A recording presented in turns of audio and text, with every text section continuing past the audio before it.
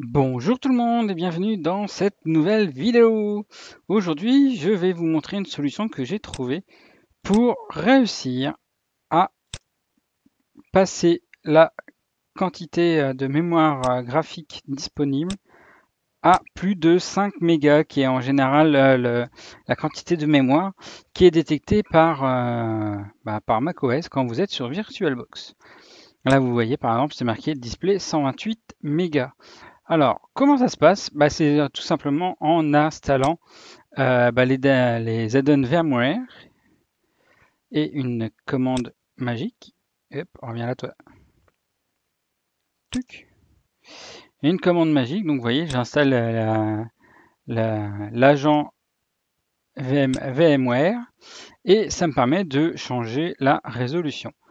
Pour cela, en prérequis, c'est assez simple. Dans VirtualBox, dans la partie affichage, vous devez avoir le contrôleur graphique VMS VGA de sélectionner pour que vous puissiez installer l'agent VMware sur votre macOS. Alors, après bien sûr, comme d'habitude, au niveau du stockage, on sélectionne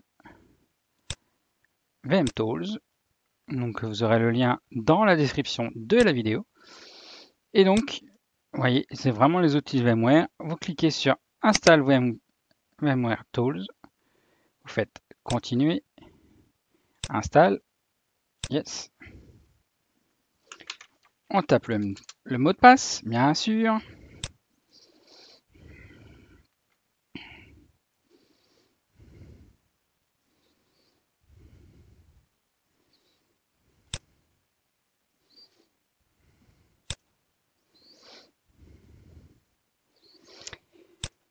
Et normalement, alors il se peut qu'à la fin de l'installation, vous ayez un warning qui apparaisse et qui vous demande d'autoriser l'application dans sécurité et privacy. Alors là, je vais pas l'avoir vu que j'ai déjà autorisé l'application. Normalement, il n'y a pas. Sauf que faut peut-être que je le retrouve, peut-être.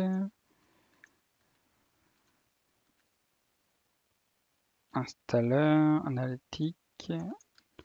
Non, je l'ai pas. Je vais pas la voir. De toute façon, déjà, c'est dans l'objet. C'est dans la partie là, dans la partie générale. Donc, normalement, quand c'est fini, avant de redémarrer, il va vous proposer ici d'autoriser. Donc, une première fois, et après l'install. Et au premier reboot de la machine, vous aurez la même chose. Sur l'article qui est sur mon site, je me permettrai de mettre les screenshots en plus là que je n'ai pas, parce que j'ai testé. Et donc après, vous faites un redémarrage. Normalement, au redémarrage, vous allez avoir la machine qui va démarrer normalement. Et la première chose à vérifier, c'est si il y a bien 128 Go de RAM de détecter. Si ce n'est pas le cas, il vous faut relancer l'installation de l'application. Donc là, vous inquiétez pas, les petits glitches, c'est normal, ça va disparaître. Et donc, il faudra sûrement que vous relanciez l'installation une deuxième fois pour être sûr que le driver vidéo soit bien installé et que la carte virtuelle soit bien installée au niveau de macOS. Voilà. Donc, automatiquement, vous voyez, j'ai la résolution qui descend. Ça, c'est pas plus gênant que ça. Et donc, si je fais aboot mon Mac, il me dit, vous voyez, que j'ai bien 128 Go de mémoire. Donc, c'est correct. Après, pour régler la résolution, parce que vous voyez, là, le forçage qui est mis dans VMware ne fonctionne plus.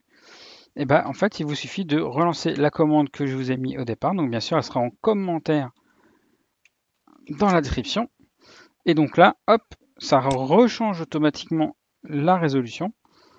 Automatiquement. Donc, c'est pas reboot proof. Il faudra que je trouve une solution, que je voie avec la personne qui m'a donné la solution pour voir que ça soit bien reboot proof par la suite.